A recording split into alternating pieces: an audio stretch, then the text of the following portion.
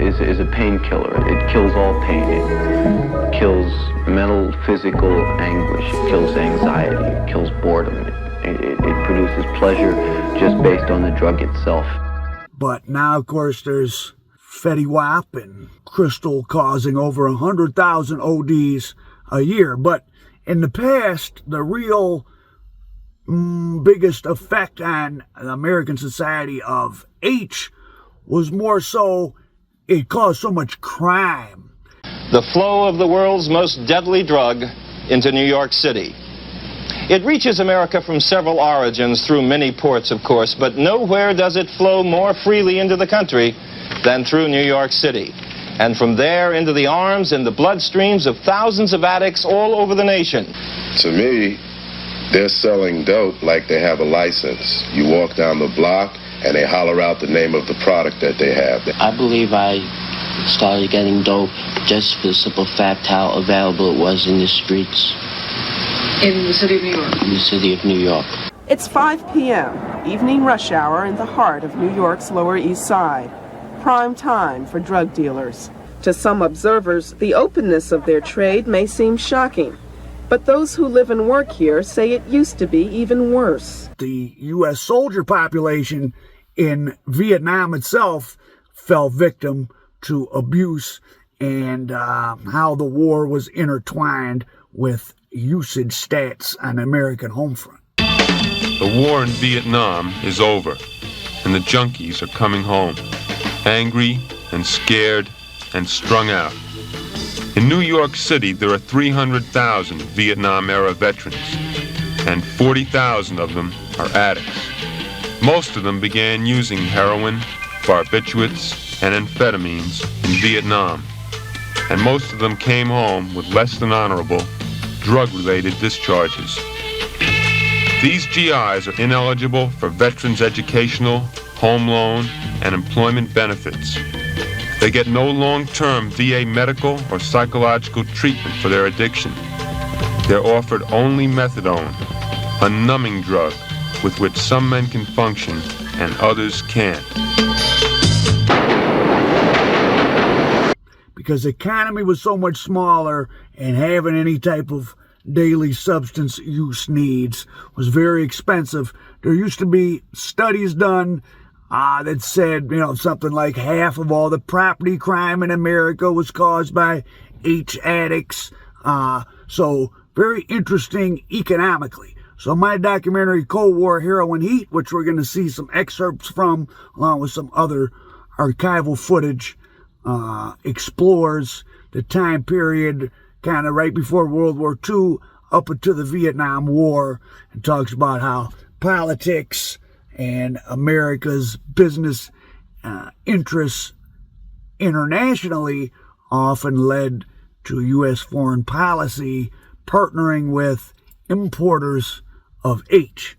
So there's been successive waves of opiate abuse in the United States, and each one gets bigger and bigger. We're at the biggest one now. It started in 1947. As soon as Lucky Luciano was let out of prison, he went to Cuba, organized a meeting of all kind of dealers, and he set up the first big post-war international ring that consisted at first of getting pharmaceutical H from Italy and having it sent over, and then it morphed into what became the French Connection, and etc. And in this excerpt, we're going to see how one DEA agent, Michael Levine, was able to very easily get involved in some big undercover deals. In 1971, Michael Levine, himself a military veteran, was working the streets of New York for drug cases when he stumbled into a case that almost led him to the very top of the food chain in the Asian heroin business, until the CIA stepped in. I get out to JFK and I'm told this guy is a ex-GI from Vietnam who his passport says he made 7 trips from Bangkok in the last, year or something like that. Yeah. They've got 3 kilos of pure heroin. You can make a couple of million on that one suitcase. And he tells me, I had to flip him, that is, get him to talk, and I did. I said, can you introduce me to your source? in Bangkok. He said, well, I have to take a photo, you and me, cut it in half, and I have to contact them and see if they'll deal with you. But they were producing hundreds of kilos a month or a week, and that was in Chiang Mai, yeah. They called it the factory. They write back to Davidson, to this P.O. box that we had, an undercover P.O. box, and says, tell him come. It all started with the seizure of a kilo of pure China white at John F. Kennedy Airport in Queens, New York. Levine and his informant developed the cover story that Levine represented a combine of high-level U.S. mafia buyers looking to purchase hundreds of kilos of heroin at a time. Get to Bangkok. Chinese guys are waiting for me, 2 Chinese drug dealers, and we begin to hang out. These guys like me so much that they're convinced that I deal with the mafia in America and I can do hundreds of kilos, not 2 or 3 at a time. I convinced them. So they invite me to the factory. They want you to meet my uncle, want you to come to Chiang Mai. And in the meantime, I'm hanging with these guys, they're whining and dining me, they're taking me here, they're taking me to massage parlors, they're taking me everywhere, these guys love me. Next thing I know, I'm not getting money, I don't even have money to continue paying my hotel bill. I'm called in the embassy. I meet my first CIA guy that I had ever met in my life. I had no experience with them. And this guy was like also out of a movie. He was wearing these, those little combat jackets and shit, bush jackets, and he was like totally duded out. I learned a great expression: heaven protect us from men who live the illusion of danger. And this was like one of these guys, if you get the real CIA work as compared to what movies put out, you just like, it's a joke. Fraternity boys with guns and no honor. This guy's telling me, you're not going to Chiang Mai. And I couldn't understand why. I said, they want to take me to where they're producing the heroin. I thought I was about to make the biggest case ever of heroin, which might well have been, I don't know. He said, look, Levine, he goes, you're military, you're a good soldier, we know your record, you gotta take it from me that you don't know the whole picture. He said, I want you to wrap this up now. I want you to, get the delivery of whatever you can get from these guys, bust them, bust whoever you know here, and that's it. Then just take it from me, you don't know the whole picture. So why would the CIA have stepped in to block Michael Levine's penetration of heroin manufacturing in Chiang Mai, Thailand? Probably because our closest allies and proxies in the Vietnam War were growing opium and selling heroin not only around the world, but to American soldiers fighting in Vietnam. Every man leaving South Vietnam now is tested for heroin addiction. These GIs have completed their Vietnam tours and are getting ready to go home. But before they can leave here, they'll have to submit urine samples to show whether they've been using heroin. Why do you feel the tests aren't very accurate? Well, from what I've read so far, it only proves to be, say that 5% of the GIs over here are using them, but you look around, the problem's a little bit bigger than that.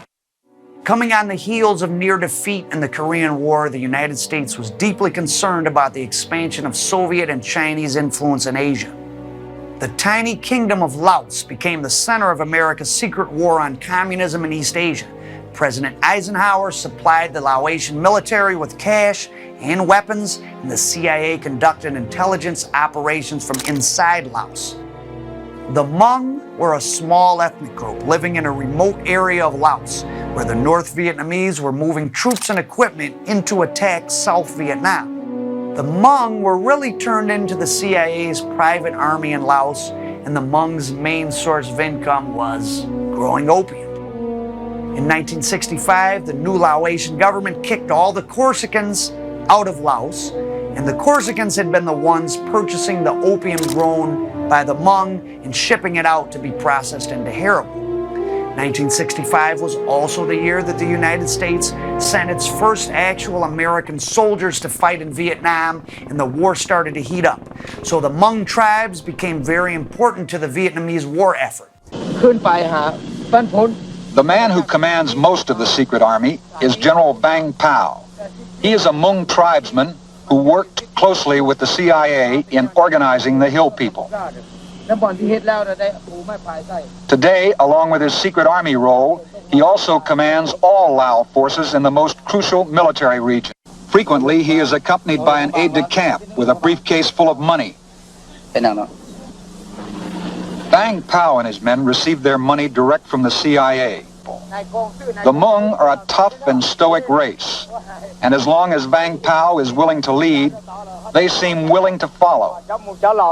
According to Dr. Alfred McCoy's research, it was the three leading democratic political parties of the South Vietnamese government selling all the drugs. And guess who was transporting the raw opium from Laos into Thailand for processing into heroin? The CIA. A narcotics researcher testified today that Indochina's heroin traffic is tied directly to South Vietnamese leaders and to foreign gangsters. Alfred W. McCoy, a Yale graduate student, told a Senate subcommittee that South Vietnam's heroin and opium traffic is divided between the political organizations of President Thieu, former Vice President Nguyen Cao Ky, and Premier Tran Tien Kim. In fact, said McCoy, Ky's sister buys heroin in Laos, has it shipped to Cambodia, where it's picked up and flown to Saigon by planes of the Vietnamese 5th Air Division. McCoy said military leaders throughout Southeast Asia are mixed up in the illegal drug traffic, including some who work for the U.S. Central Intelligence Agency. McCoy also testified that the Florida-based mafia family of Santo Trafficante Jr. and Corsican gangsters are deeply involved.